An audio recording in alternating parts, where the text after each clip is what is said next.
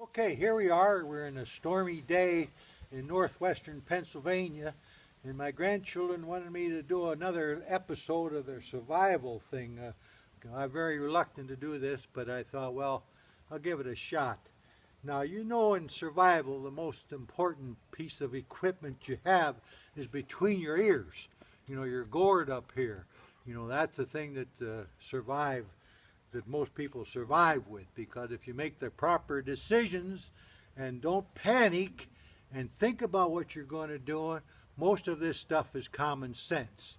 Now, in life, I go through and I always have three things in my pocket all the time. I'm going to dig them out here, and I'm going to show you the three things that I carry, whether when I'm traveling or wherever I am.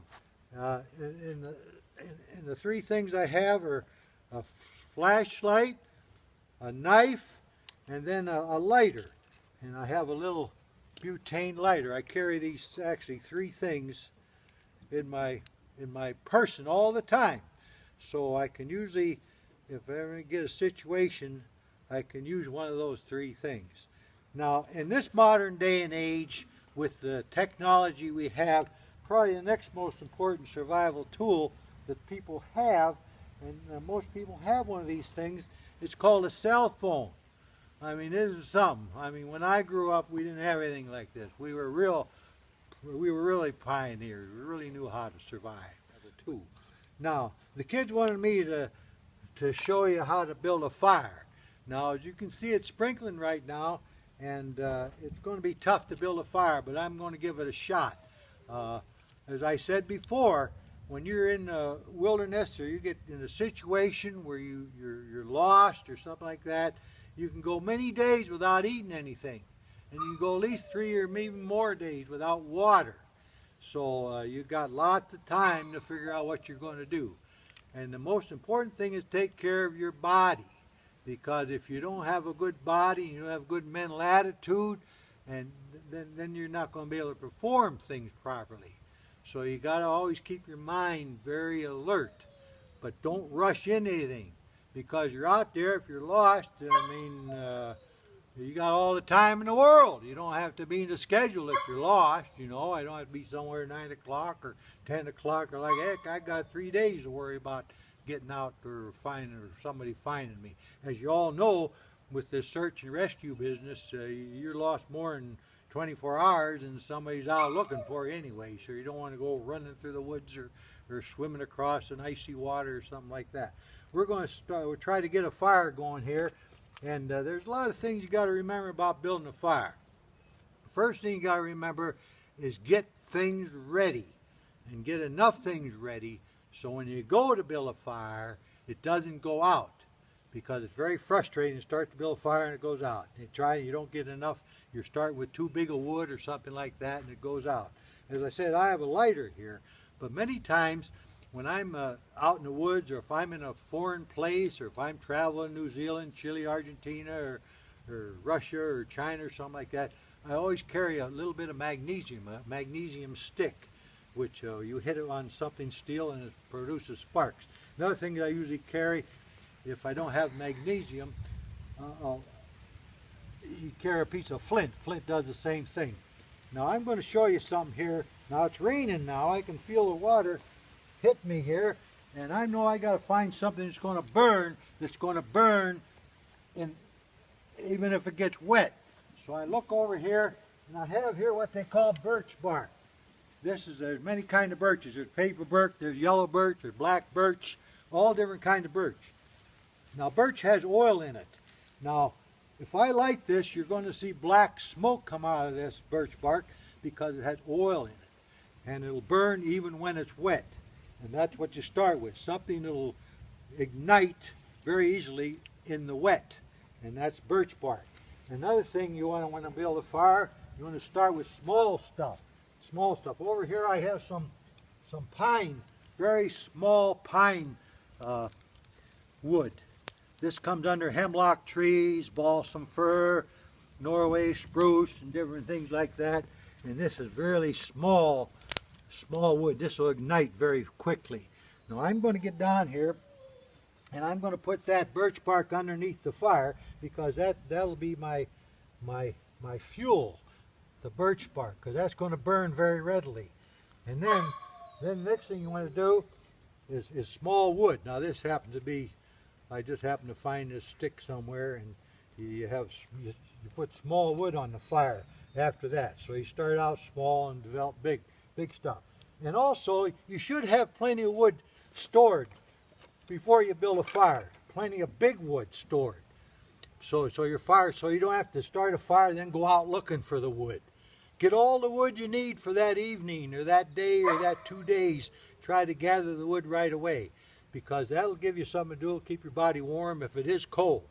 When you gather the wood, you'll get warm both ways. You get warm by gathering the wood, and you get warm by the fire. So you got to make sure you get all your fuel first before you start your fire. And when you do make that attempt to start the fire, make sure it's a good one.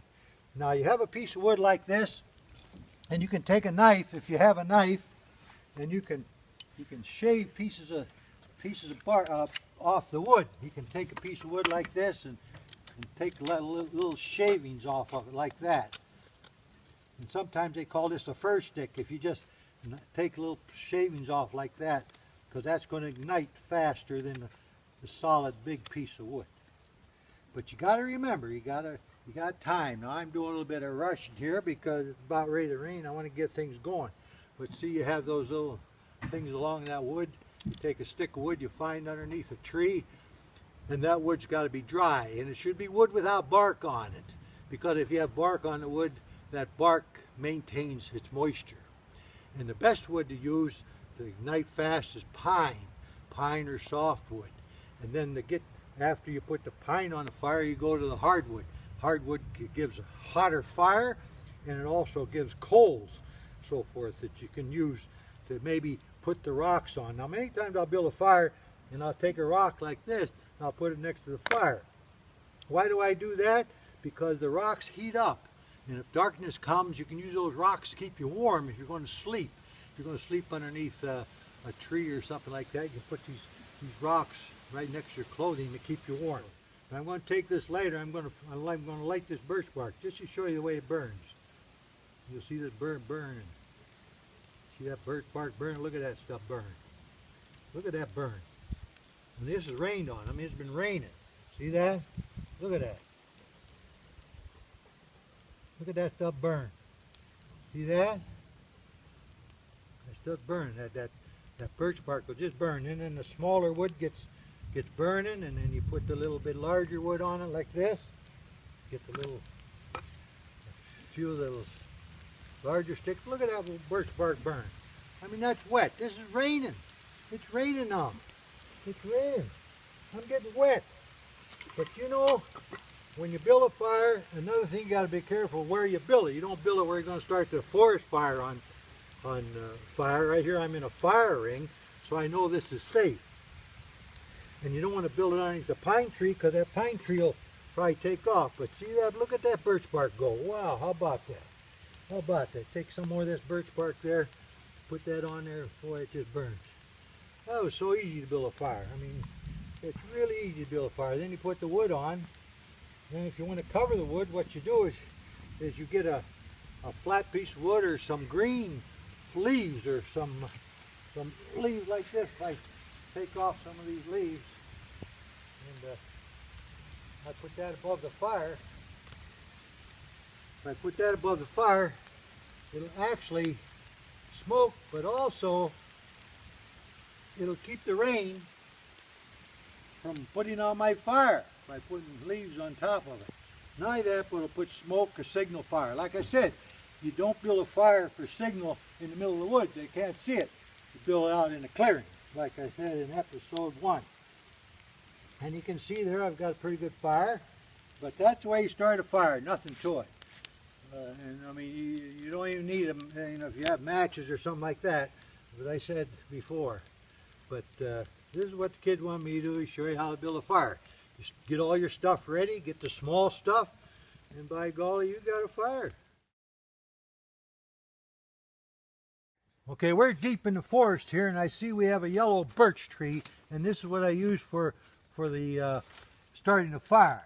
that bark right there. This is yellow birch, and you put that on fire and it has oil in it, it'll burn. We have a downpour. It can be just a tropical storm here. You put the match to that and you've got fire.